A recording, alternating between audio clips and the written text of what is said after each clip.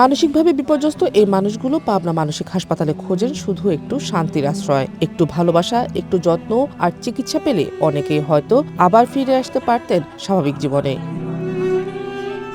কিন্তু সেই জায়গাটাই এখন পরিণত হয়েছে কৌতুকের মঞ্চে, ভিডিও শুটিংয়ের স্পটে। টিকটকের নামে চলছে অপমান আর অবমাননা। মুঠোফোন হাতে বহিরাগত কিছু যুবক যুবতী রোগীদের সামনে করছেন অশোভন অঙ্গভঙ্গি, হাসাহাসি আর চিৎকার করে ভিডিও করছেন। অসহায় মানসিক রোগীরা আতঙ্কে চুপচাপ তাকিয়ে থাকেন, কেউ বা হাত তুলে নিজেদের বাঁচানোর চেষ্টা করেন এই যন্ত্রণা থেকে। একজন পাগলকে একজন জ্ঞানী লোক কখনো বলবে না পাগল, সে অসুস্থ। কিন্তু একজন পাগল কখনো স্বীকার করে না সে পাগল।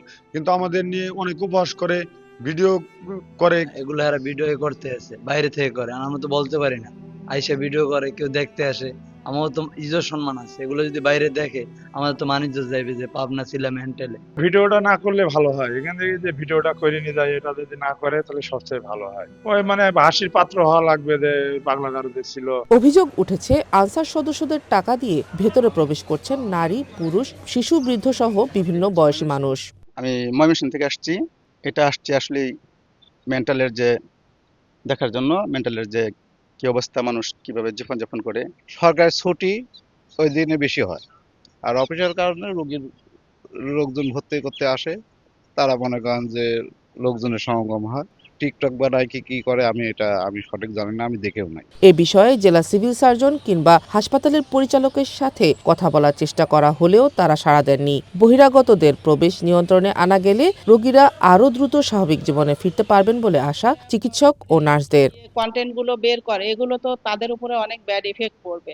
এতে যদি ভিজিটরদের রেস্ট্রিক্টেড করা হয় তাহলে রোগীদের জন্য অনেক বেটার হবে, আমাদের সার্ভিস দিতেও আমরা অনেক ইজি হব। প্লিজ আপনারা টাকা ইনকাম করুন, ভাইরাল হন, কিন্তু এই রুগীদের উপরে না। রুগীরা হচ্ছে বিশেষ করে আমাদের রুগীগুলো বেশি অসহায়, ওনারা জানেন যে সাইকিয়াট্রিক রুগী, ওনারা বেশি অসহায়। আপনারা প্লিজ এখানে করবেন না, আপনার বাইরে কোথাও করেন। চিকিৎসা পরিবেশ ফেরাতে হাসপাতালে চলা অবৈধ বাণিজ্য ও রোগীদের দর্শনীয় বস্তু ভাবার অমানবিক চর্চা বন্ধের তাগিদ দিয়েছেন সংশ্লিষ্টরা। Sheikh Nigar Sultana, one national desk.